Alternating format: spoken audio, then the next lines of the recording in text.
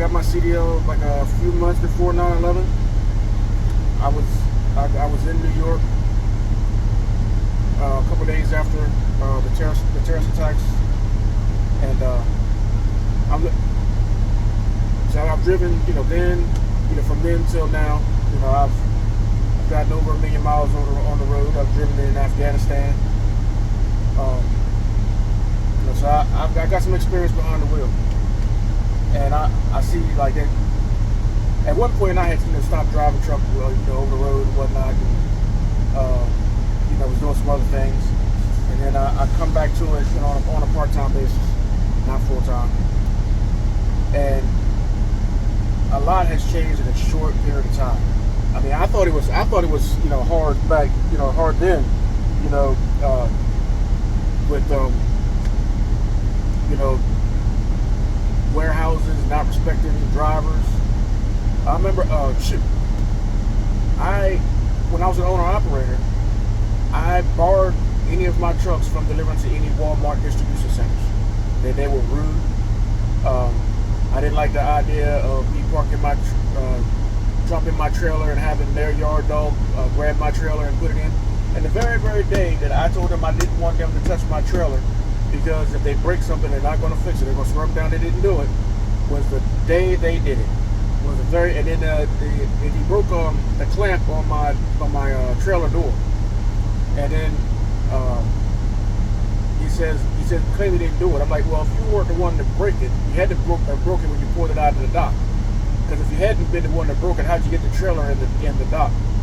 How'd you fasten the door back? So you had to have broken it. You were the last one to touch the trailer. I just distinctly said I didn't want to drop my trailer. I didn't want y'all to touch my trailer. And that's what you did. And so after that point, I borrowed any of my trucks from going into any Walmart distribution center. I was delivered to the Walmart distribution center out in Wisconsin, and so I put a stop to that. And and then after I've been out of it for a while, come back to it. It's a couple of things I realized that's really, really, it's not good at all. Now I remember when I was a kid, you could always tell, like every house you saw a rig parked out in front of it. Any house you saw a big truck parked out there was always, the guy had a nice pickup, probably a Silverado or something. His wife had, a nice car. And the cars are always newer unless the driver was into old school classic cars, something like that. But you can pretty much guarantee there was always a nice pickup. The wife had a really nice car, and there was a Harley Davidson in the garage. And all this with a nice house. Now you see, like back then, you never saw. At least I didn't. Not where I lived at, on the Eastern Shore of Maryland. You never saw big trucks parked at trailer parks. You never saw big trucks parked, outside of low-income housing. You never saw big trucks parked, outside of some rundown house, unless it was like, some people doesn't matter how much money they're making, they live a certain way that you probably wouldn't do, but to be honest, like, every time you see, this is back in the 80s, early 90s, and before then, because I'm only 48, so what I saw was like early 80s, through the 90s, and before I started driving, and everybody's vehicle, the trucks are always parked outside of a nice house. You can tell that they were doing well for themselves. As time has gone on, that has become less and less the case. You see trucks parked outside of trailer parks and everything else and whatnot. And that's one thing I've noticed. I come from, there's a lot of men in my family were truck drivers. My uncle was a lifetime truck driver. Both my grandfather were truck drivers. My one grandfather ended up driving for state highway after he gave up the big truck thing. Yeah, I got a bunch of cousins and whatnot, friends. So I've been around them for a long time. But And that's one thing I noticed, back then, especially when I was driving on the road. I was running dedicated from Maryland to Florida every week. Trucking was a lifestyle. It wasn't just a job. It was a job, but it was a lifestyle.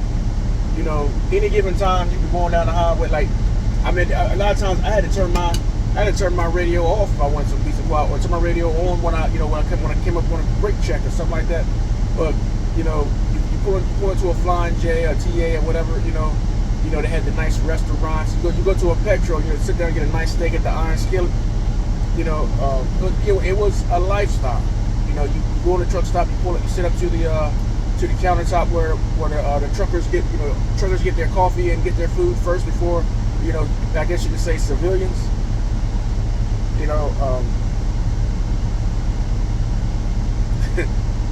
Being tempted not to stop at the Chrome shop when you're going down 95. The whole thing was a lifestyle. You know what I mean?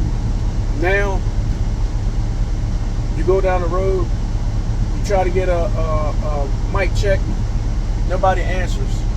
You got all these people on the road, half of them ain't got no radio in their truck.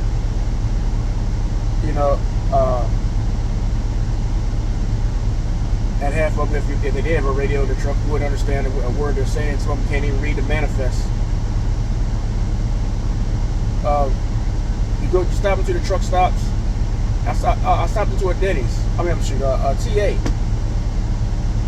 A TA used to have, was it TA or was it Flying J? It was one of them.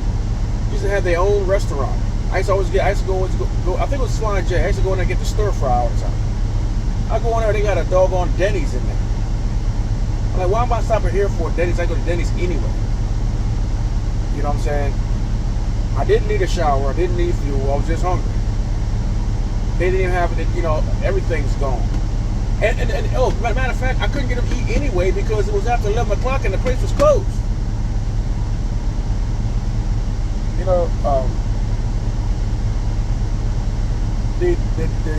DOT now, I know, is a whole lot worse. DOT cops are a whole lot worse.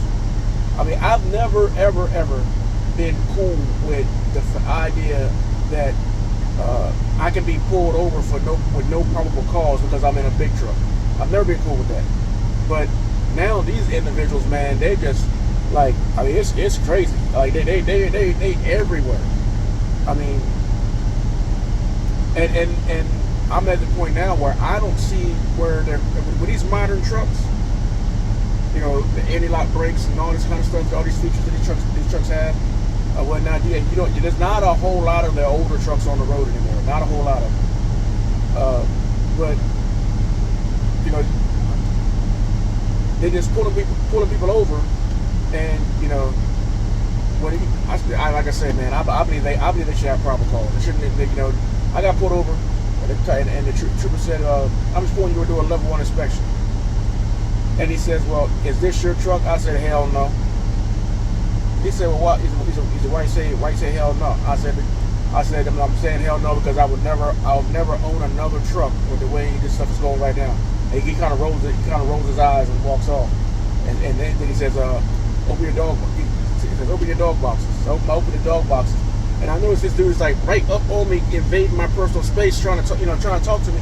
And I back up, and I'm like, and I answer him, and he kind of he keeps giving me strange looks, and I'm like, "Dude, why are you up on me?" I think it's myself.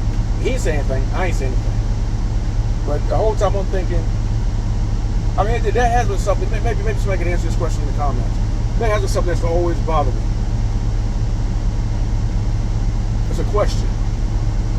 When you get a CDL and you get in a truck and you get on the highway, do you give up your constitutional rights because you're in a truck? Random stops and searches, no probable cause or anything, just because some cops saw you and decided, I'm gonna see what he's got going on, and you're under a schedule for the goods and services that you have in the back of your truck. I really think that's a question. What's the constitutionality of random stops when you're in a truck? Without being one speeding, 2, being seen without a seatbelt. 3, noticing an obvious violation on your vehicle. 4, erratic driving.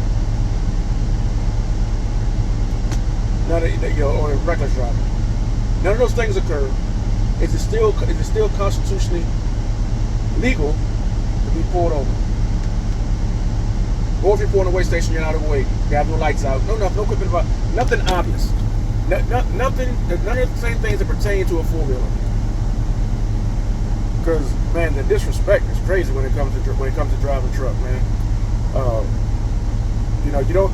When you're on the road, you don't get respect from your fellow fellow motorists. Some of these drivers,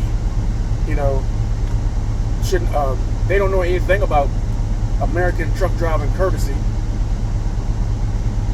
because a lot of them aren't quite yet Americans, and they don't. I don't think they realize that. I don't think a lot of people are schooled in the fact that this trucking in the United States is actually a culture. It's a dying culture. It's getting very diluted and dying because the ideals and principles of being a truck driver are being lost because these big trucking companies are giving license to anybody. I've had people, I get people asking me, they're just getting CDLs, and they who got them on their own dime, went to a truck driving school on their own dime or whatever, and they say, well, where should I get a job? I always say, quick, leave Swift, CR England, Crest, leave all them alone. I'm like, why you say that? I'm like, man, look here. If I can't walk into the owner's office, I don't want the job. If I don't know the owner, when I go into work, if I don't see the owner himself in there, if I'm not asking the owner himself to telling him that I need such a day off, or hey, if something's wrong with my check, if I got to talk to a dispatch person who, when I call them, I say, hey, this is Terrence. They say, well, what's your driver number? And then when I call back, I get somebody else. No, I've never worked for a big company in my life, never, and I would never do it, never, ever, ever, ever. I turn my CDLs in before I do that. And personally, I think a lot of drivers should stick with the smaller companies instead of going with the big companies. Pay for your own CDL and get your and stop going to these big companies. But I hear so many horror stories from these big companies. These, especially people that do the lease purchase. You hear all kinds of horror stories from them. Their goal was never to sell you a truck. Never. Their goal is not for you to leave there with that truck and with title in hand. That you best believe that. I'm pretty sure there's some success stories out there. Some people that slip through the cracks, but that's never the goal. I remember when I was young in trucking, JB Hunt was always they always see the JB Hunt trucks. Everybody seen the back of a JB Hunt truck. I'm pretty sure some of you almost ran in the back of one, and they're only doing 62 or 55 with them old tan cab overs. You going down the highway speed limit 70 miles an hour. I'm pretty sure you almost ran in the back of one of them JB Hunt trucks. So I'm pretty sure you seen on the back of that trailer where it said 44 cents a mile for company drivers. 44 cents a mile. That sounds good. But 44 cents a mile don't mean nothing if you ain't getting no miles. So, you used to see that stuff all the time, man. And it's like if you're new to trucking, I always, I don't know if it was a good idea or not, but when I was younger in trucking, I always looked at the quality of companies' equipment. If their equipment was all beat up and I wouldn't dare apply to them. They had beat up equipment. Like you look at Swift and companies like Swift. You see those trucks, man. They are beat to hell. Why? Because they putting all these student drivers in there and what have you. How many trucks does Swift have? Are they in the thousands or something like that? That may be why we have the rest of us are catching hell with the DOT, because these big companies are putting these unseasoned drivers in these trucks, and they're having accident after accident. I mean, you look at the truck going down the road. The truck look like, you know what I'm saying, it's held on by 3 pieces of Scotch tape and 6 pounds of dirt. You know, I always look at trucking like this. Like, driving a tractor trailer is like playing basketball or football or soccer or anything like that. I mean, you either got it or you don't. You either got it or you don't. That's plain and simple. I've seen drivers who said that they've held a CDL for 30 years, been on the road for 30 years, and could not put their truck in a stall at a truck stop. You ask me, hey, driver, are you tired? No, driver. You know, that typical truck driver, CB voice, Sean B. Cool. No, driver. I just left the house. I can't do it. The driver carried on back in, park that truck, go back to bed. Because you ain't got it. Matter of fact, I'm here, getting unloaded. I just sit here and watch this guy got ample room out here. And he's in one of these doggone, what is international LTs, put right next to me. One of these international LTs, you know what I'm saying, that you know what I mean, they turn real quick, you know what I'm saying, the tractor does, you know what I'm saying, so you can maneuver that thing. It ain't got no big wheelbase, whatnot. It's easy getting the dock. This dude all up on the curb, halfway in the ditch, damn near put the truck in the lagoon, trying to get it in the dock. And here I am in a big old long-nosed Peterbilt. This big old Peter car, and just slapped it right on in there. And I mean, man, God help me. I mean, it's crazy. Like, when I was in trucking, you know, over the road, I'm not over the road anymore. I might take 1 or 2 loads a week. I'm part time. Actually, I'm a disabled veteran now, so I only drive truck 1 or 2 nights to supplement my income. But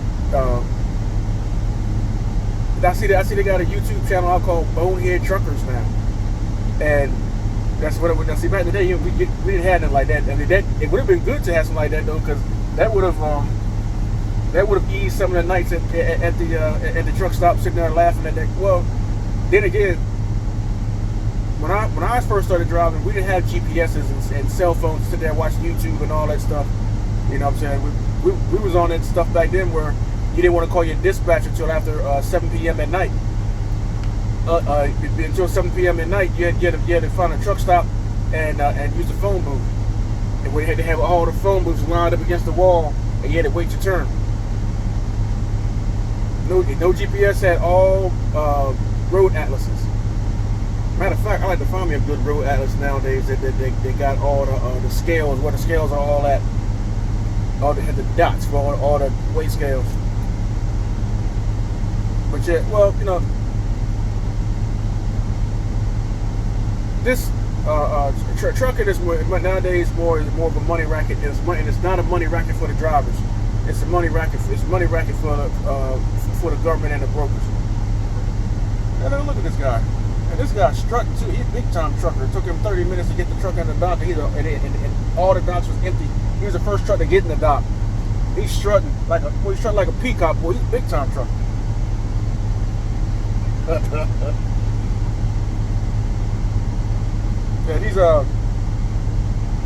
Yeah, it's a money racket, but it ain't for us. You know, convince me that I'm wrong. Tell me, give me some facts. Tell me I'm wrong. And the fact that that trucking is not a piggy bank for the Department of Transportation at this point. You know, the stops are more increased. I've never seen in the last 2 years that I've been back driving truck part time. I have never in my entire career of driving trucks have I ever seen so many DOT on the road. I mean, you go down the road, now granted, I remember back in the day on I-95 in Connecticut, if you parked in that rest stop, was it around was it Stafford? Between Stafford and Fairfield, I think, on 95. If you stopped in that rest stop and slept overnight, you were taking a big risk. because those DOT would come in there in the middle of the night and shut that whole rest stop down and go from truck to truck, bang on your door until you got out of that rack. Bunk.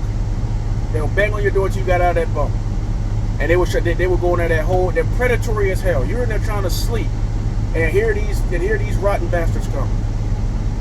Now I've seen, when I started driving, I would not go anywhere near. I would not stop in any Connecticut rest stop, even if it was to take a leak and grab a Coca-Cola. I would not stop in a rest stop in Connecticut, because when you're doing a legal thing and shutting down and they come beating on your door, that's not cool. That is not cool at all. And so I've seen stuff like that. But to go down the road and you see, like, and then I've seen, like, in Shenandoah, PA, you're going up, I think it was at 81. You're going up 81, and they got that sign that says rest stop. Way station, 1 mile. It's not actually a mile. It's less than that. And the entrance is shaded by trees, so it's very easy to blow by it. But it's a mobile station. I myself have gotten shut down there, and there's no restroom, there's no water source, there's no nothing. And I got shut down there because I had the same date for 2 consecutive days, but the hours, but it was obvious that I was in compliance with the hours. There's just a typo on the date, which the trooper could have let me change, but they opted to give me a $700 fine and shut me down for 10 hours with a 100-degree heat index, and no facilities with the bathroom or get clean drinking water.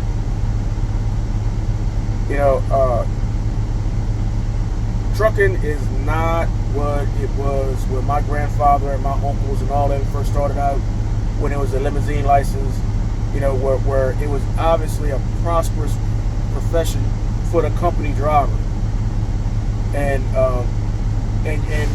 little to no harassment. Now you get less money. Well, I mean, you get more money, but it doesn't go as far. You're not getting what you should be getting for this. You got scammer brokers. You got money-hungry municipalities, state and what have you, state and town and county, because some of the restrictions they put on trucks as far as routes go are ridiculous, and the fines are real crazy.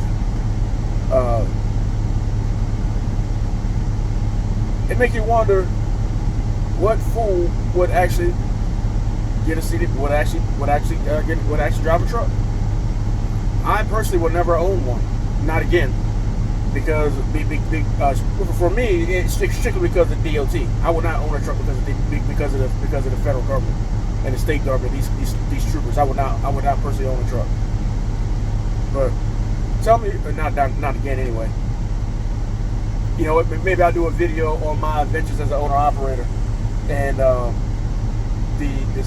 scam I went through with this, how I scammed with this international that I had bought used, or as a guy used to say when I was in high school, international.